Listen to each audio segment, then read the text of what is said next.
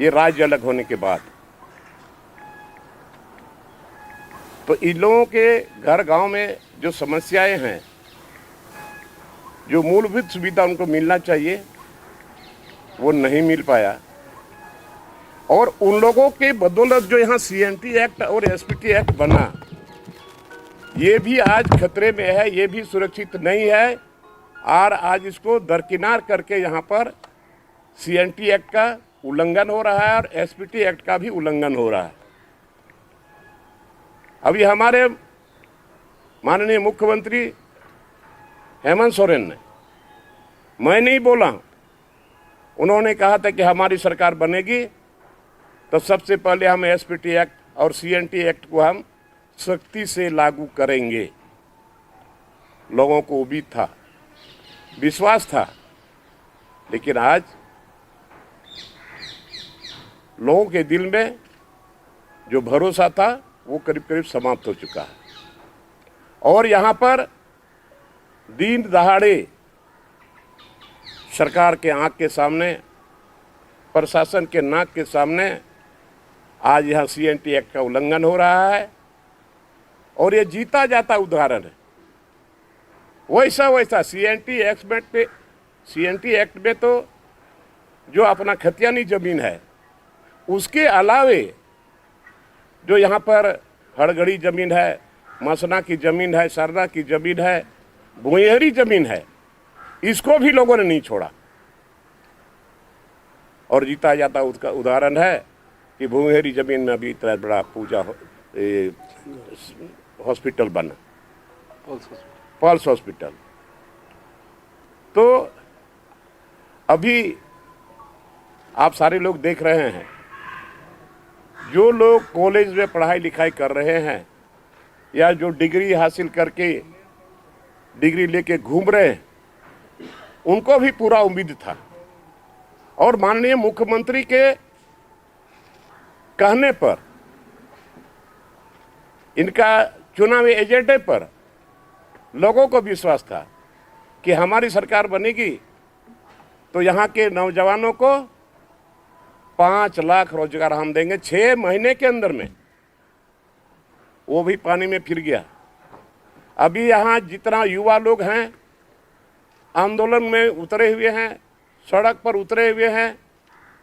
और हमको लगता है कल भी जानकारी है सबको, उन लोगों ने घोषणा कर दिया है कल से 10 और 11 वो लोग झारखंड बंद करेंगे। मजबूर होकर के लोगों को झारखंड बंद का आह्वान करना पड़ा और आज मशाल जुलूस भी निकालने वाले हैं। तो ये 60-40,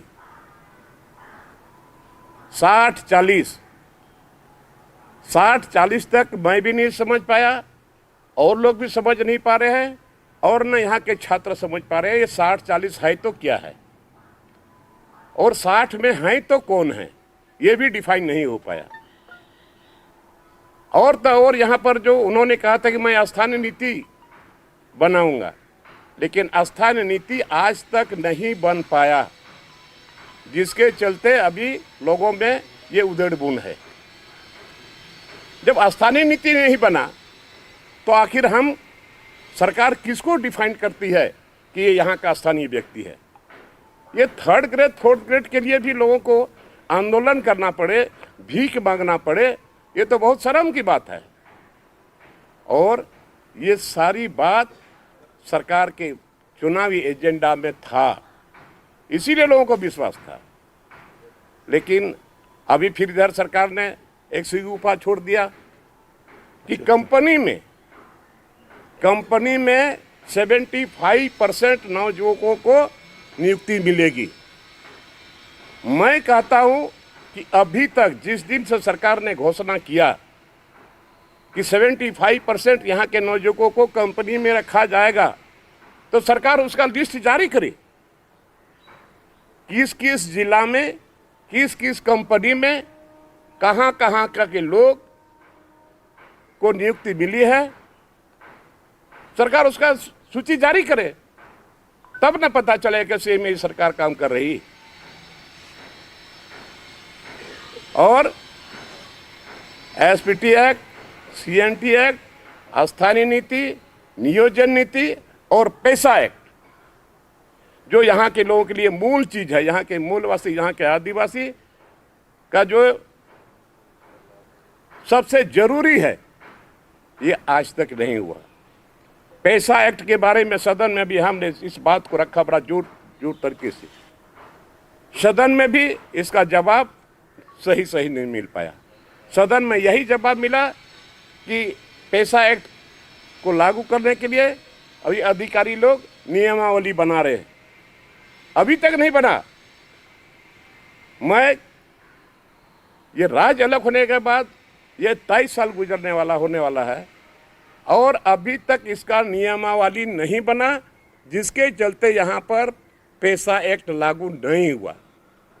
तो पैसा एक्ट लागू नहीं होता। जो शेड्यूल एरिया है, शेड्यूल एरिया में जो वहाँ पर ग्राम सभा है, ग्राम के प्रधान है, प्रगणित लोग हैं, इन लोगों का जो अधिकार है ये भी अधूरा रह गया है।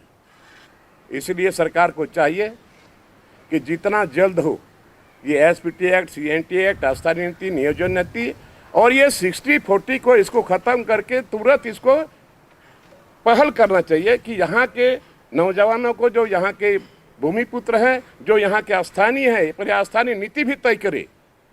लेकिन आज तक ऐसा दिखाई नहीं दे रहा है। मैं आप लोगों के माध्यम से सरकार को मैं संज्ञान में देना चाहता हूँ, इस पर आप काम करिए।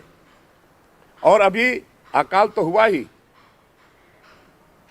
धान का फसल नहीं हुआ, अभी लोगों को पीने के लिए पानी नहीं मिल रहा। लोग तो इधर उधर से कहीं से दूर से जा करके 1 बाल्टी 2 बाल्टी ला करके अभी पी रहे हैं, वो भी नसीब नहीं हो रहा है। माल मवेशी हैं कितने, हर गांव में हर लोगों के पास माल मवेशी है, पीने का इतना समस्या है। अभी मवेशी मर रहे हैं बिना पानी का। अभी कम से कम हर गांव में नहीं हो सकता है, लेकिन फिर भी बहुत ऐसे गांव हैं कि वहां पर जहां दलदल जमीन है, जहां पानी का स्रोत पहले से रहा है, अभी भी वहां पर डोभा नुमा कोड़वा दे और सरकार इसको करे ताकि वहां पर माल मवेशी को पीने के लिए कम से कम पानी मिले। लेकिन सरकार चुपचाप बैठी हुई है, बोलते हैं टैंकर से दिया जा रहा है। कितना टैंकर है, कैसे शादी ब्याह संपन्न हो रहा है, कैसे लोग गांव में जी रहे हैं। अभी इस पर सरकार को पहल करना चाहिए। और अभी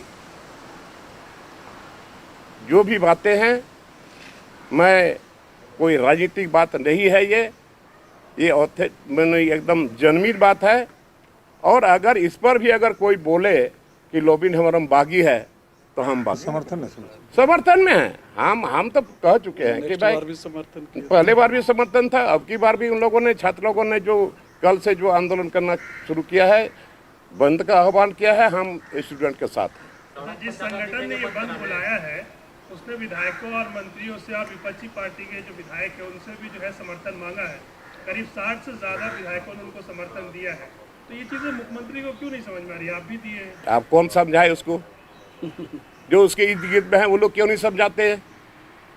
जब लोग जान रहे हैं कि इतने विधायक लोगों ने छात्रों को समर्थन दिया है, तो फिर आखिर कौन समझाए इसको?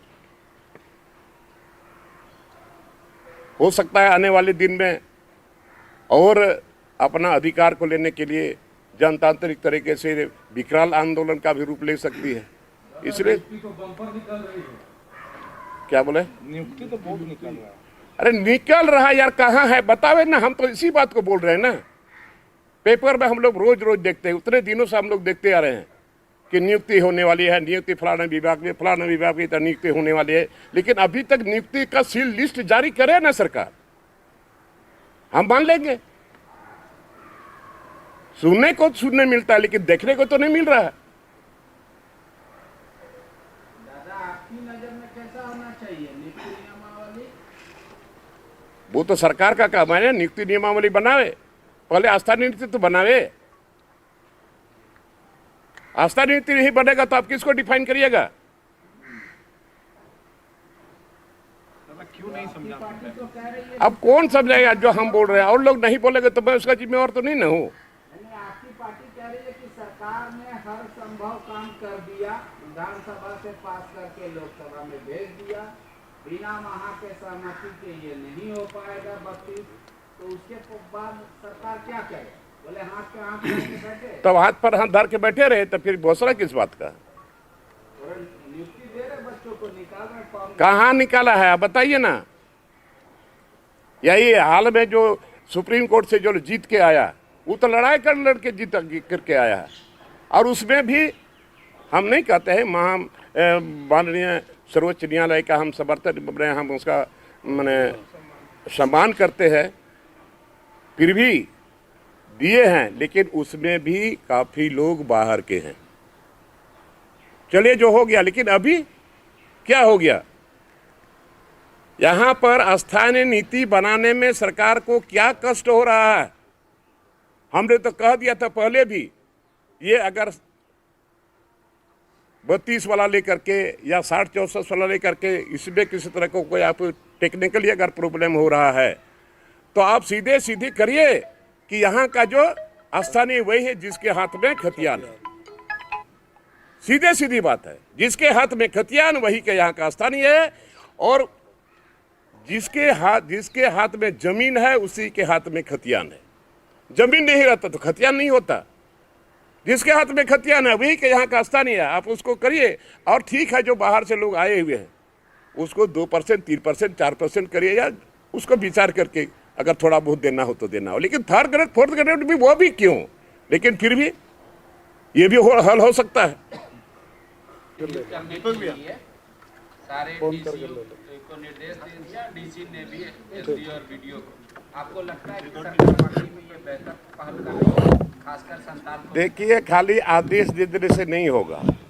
आदेश दिए हैं, अच्छी बात है, लोग आदेश का अनुपालन करें और चिन्हित करें।